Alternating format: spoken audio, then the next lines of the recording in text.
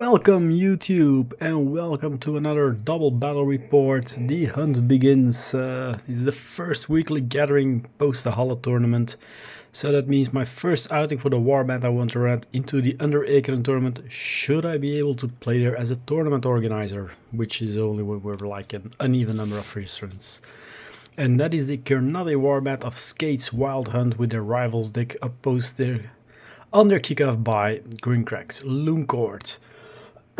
Excuse me.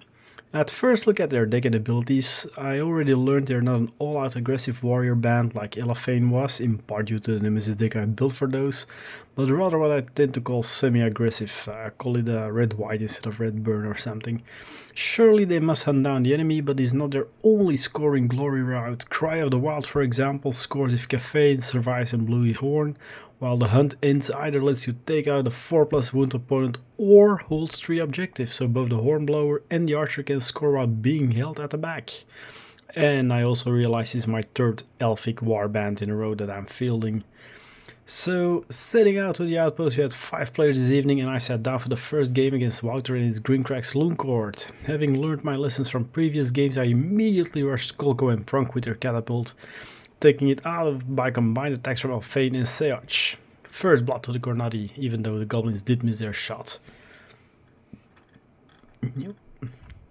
But Shade in turn was being overwhelmed and taken down by the little grids in return. I did learn already that the first part of their inspire mechanic, being just make a charge, is easy enough, but the staying alive until the end of the activation phase, when they actually inspire, is more difficult, because else. And so round 1 ended with a 2-2 on the scoreboard. The second round began with the now inspired Alfane being taken down by a charging Grip Dalwonki Lance, soon followed by Lagaean.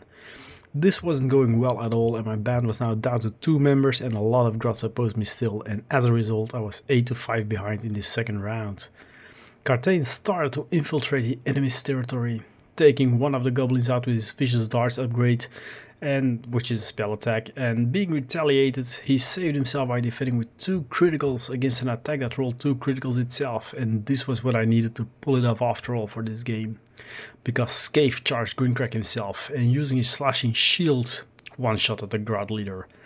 Cartain in the meantime had moved himself onto the sole objective in the Grot's territory, allowing me to score the objective where I needed to grab all objectives in the territory and netting me 2 glory points, so that was pretty easy, considering with the setup only one was in that half of the board.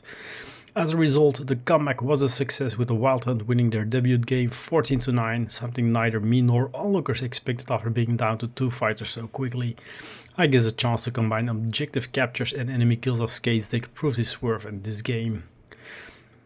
I stayed a bit longer and decided to play a second game against Peter, which is not a Peter that I faced recently with Ephelims. We have 2 in our group. And I actually played him for the first time. He had brought the Sons of Velmorn to the table with the Pots of Prophecy rivals deck. So that means that King Velmorn, since the fact, would be constantly supporting the 3 Graveguards. Unless he was dead, of course. Or dead again. Peter longboarded the battlefield, and as I knew neither my opponent's playstyle nor what his warband or deck actually does, I set up rather to the back myself, and that proved to be a mistake. The first round as such didn't see any action bar an arrow charge from Alfane to inspire her, and some objective capture cards on both sides. Nevertheless, the Wild Hunt led his turn with 3-2 for some reason. The second round saw Shade charge and wounded Sir Jedron Fallsborn, but he was struck down in return. Okay, I get it, he's a feudant of this warband. Charge, then die. Concentrating on the big guy, Altean also wounded him, leaving him open for a strike by Skaeth, who received a +2 movement upgrade. He charged in, but a big dead guy managed to defend successfully, and as a result I now trailed 3-6, as I couldn't score a single card. Had I taken down Fallsborn for 2 glory, I would have also scored the leader take something out, but alas, this is Underworlds. So the third turn began with Skaeth taking down Fallsborn, and as such scoring the 3 glory points I could have had the turn earlier, but he himself was then taken down by combined assaults of the Graveguard. It was down to Cartain, but he failed to cast his spells for some glory and recycling for fresh objectives, and I was out of hitting power and out of scoreable objectives now. My game basically ended here. I could only hope to take down 1 or 2 Graveguard and pray for a tie.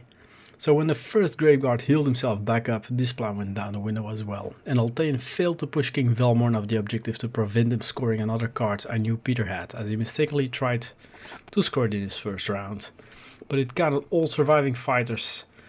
Had I pushed him off, he wouldn't be able to use it after my activation, it would have been a void card. Peter then scored some more objective related cards, and the final result was a 9-6 victory for the Forces of Death. Not much scoring on the board here. So the non-aggressive deployment bit me, and as I should have rushed in the first turn to score some glory, but moreover to get some of them inspired faster and maybe score some points left or right.